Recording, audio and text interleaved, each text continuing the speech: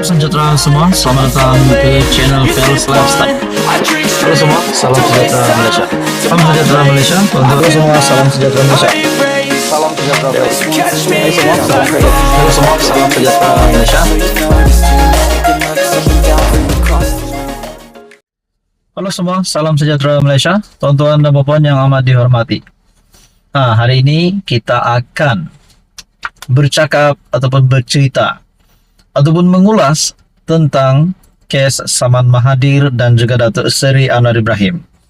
Kita juga tahu pada Oktober lalu, Dr. Mahathir telah menerima keputusan buruk di mana Dr. Mahathir gagal peroleh dokumen dalam kes Saman Fitnah terhadap Anwar.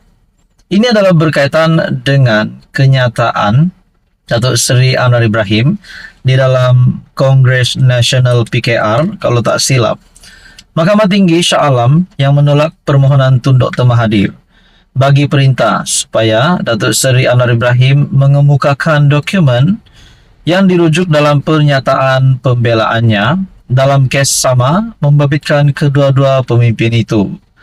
Kes Saman Fitnah itu dikemukakan bekas Perdana Menteri Dr. Mahathir terhadap Anwar berhubung kenyataan Perdana Menteri pada ucapan di Kongres Nasional Khas Malaysia pelaksanaan sebuah idealisme pada 18 Mac lalu yang didakwa Mahathir menggelarnya sebagai resis dan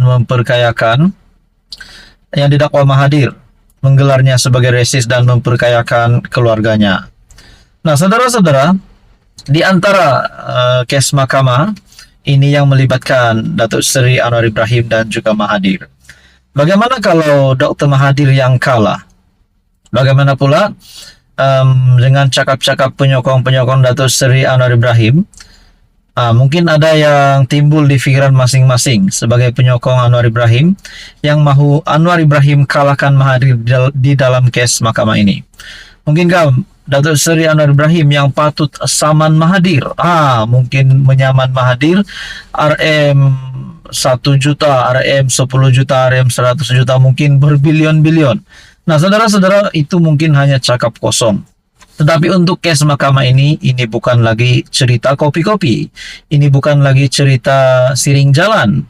Tetapi ini adalah cerita yang sangat-sangat serius yang dibawakan di mahkamah. Sesuai dengan kenyataan ini, Dr. Mahathir gagal peroleh dokumen dalam kes Saman Fitnah terhadap Anwar. Adakah kita boleh katakan di sini Anwar menang setakat ini? Nah, saudara-saudara, bercakap pula tentang kes mahkamah. Nah, dalam satu video di dalam channel ini terdapat satu komen yang amat saya terkejut. Ini berkaitan dengan hukuman sebatan. Mungkin kita tahu juga ada yang suka dengan Tun Mahathir. Ya, saya sebagai rakyat Malaysia, saya sangat respect Tun Mahathir. Disebabkan beliau adalah bekas Perdana Menteri. Bukan calang-calang orangnya. Bukan sekali menjadi Perdana Menteri, tetapi 2 kali. Ada yang kata Mahathir patut rehat. Mahathir patut letak jawatan di dalam politik. Mahathir patut berhenti dan berehat. Tetapi kita dapat lihat sehingga hari ini Tun Mahathir masih aktif di dalam kancah politik Malaysia yang semakin hangat hari demi hari. Nah, di dalam komen ini menyatakan terdapat 2 subscriber ataupun viewers daripada channel ini yang telah meletakkan komen.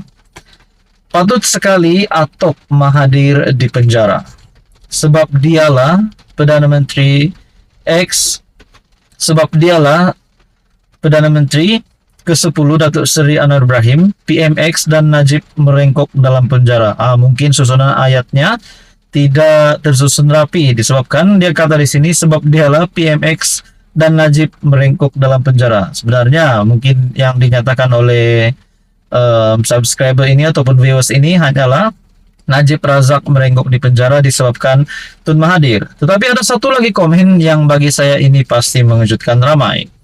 Ada yang kata di sini, kamu ada kes mahkamah. Bagi kamu Tun, jika didapati bersalah, kamu akan menerima 10 rotan, 10 tahun penjara. Ini mungkin bukan penyokong Tun Mahathir. Nah, saudara-saudara, berkaitan dengan rotan pula hukum sebatan. Kita tahu ada akta untuk hukuman sebat. Di mana kita tahu juga hukuman sebat yang merupakan salah satu jenis hukuman bagi kesalahan jenayah di Malaysia, tidak kira untuk perempuan atau lelaki.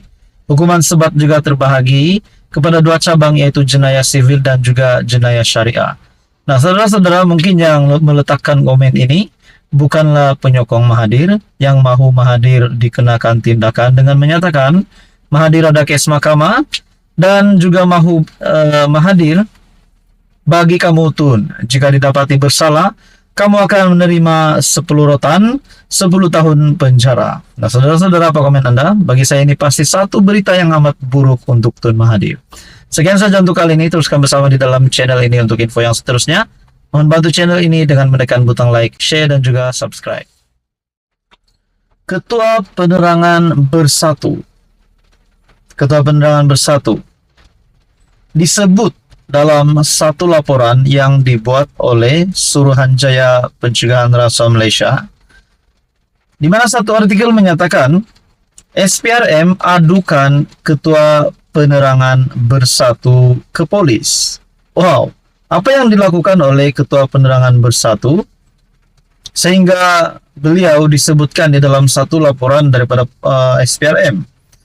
Adakah dengan ini satu lagi bersatu ahli pemimpin bersatu yang bakal dicekuk ataupun bakal ditangkap?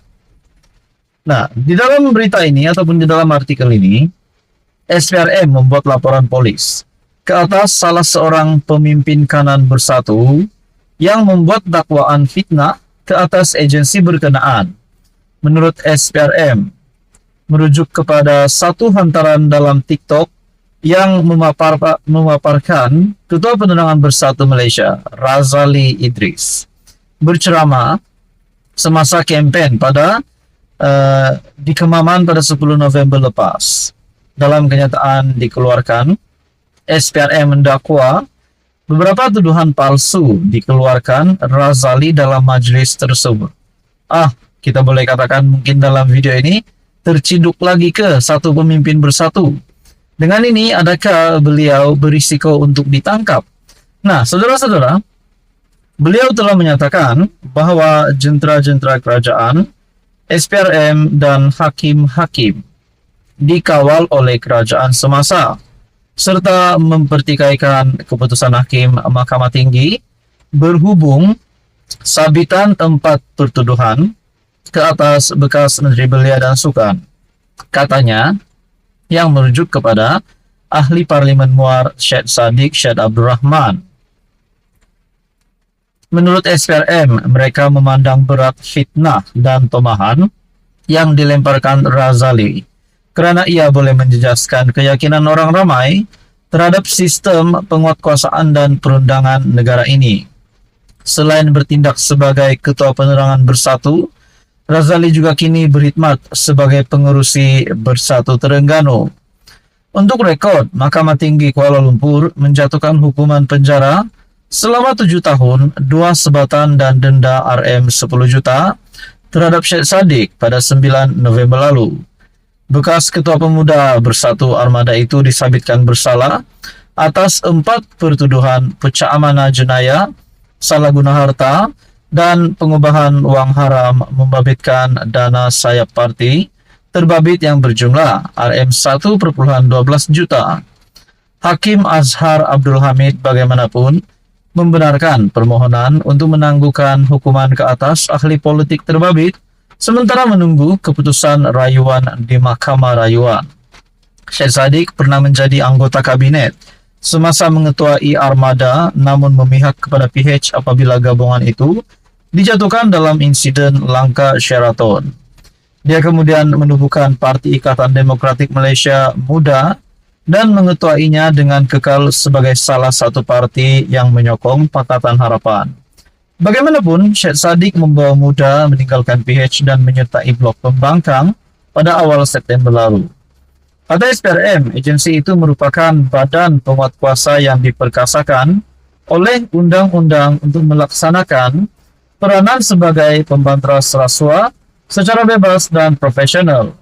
Oleh yang demikian, SPRM berharap tindakan sewajarnya dapat diambil dengan kadar segera, terhadap mereka yang mengeluar dan menyebarkan fitnah dan kelemahan tersebut. Apa akan jadi kepada pemimpin Kanan Bersatu ini selaku Ketua Penerangan Bersatu, yaitu Razali Idris selepas ini? Dengan SPRM yang mengadukan Ketua Pembangkang Penerangan Bersatu ke polis disebabkan fitnah yang disebarkan. Apa komen Anda? Teruskan bersama di dalam channel ini untuk info yang seterusnya. Jangan lupa tekan butang like, share, dan juga subscribe.